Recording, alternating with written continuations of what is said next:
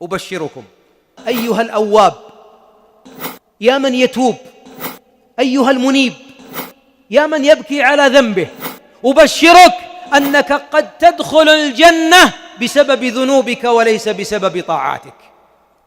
الله أكبر، تدخل الجنة بذنبك. كيف ذاك؟ ذنب أذنبته ثم تذكرت العظيم جل وعلا فبكت عينك خوفا منه ورجاء فيه وحبا فيه، فبدل الله ذاك الذنب وهو كبيرة جعله الله حسنة فكانت من أسباب دخولك للجنة. الله أكبر.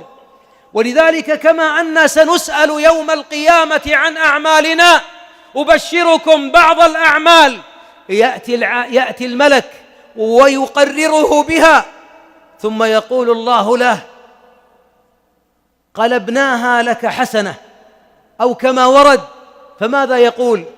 يقول: أي ربي، الحين أي ربي ذنوب ما ذكرتموها، عندي ذنوب ما بعد مسجلة علي وأذكرها الآن. لماذا صار يريد إظهار الذنب وكان يخاف من البطش؟ لأن الله قد غفرها وقلبها حسنات. أنت بين يدي عظيم كريم سبحانه، أقبل إليه فمن مشى إليه أتاه ربي هرولة. ويبسط يده بالنهار ليتوب مسيء الليل، ويبسط يده بالليل ليتوب مسيء النهار. المسكين ذاك الذي تحسب وتجمع عليه أعماله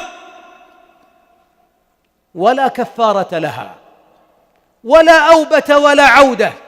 وبعضهم: يا شيخ كلامك هذا غيبة. قال: يا أخي ما ذكرنا إلا اللي فيه.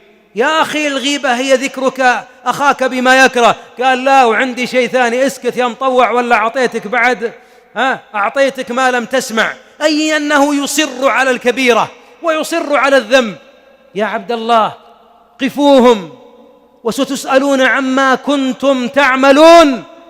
يا رب سترك، يا ستير يا رحيم.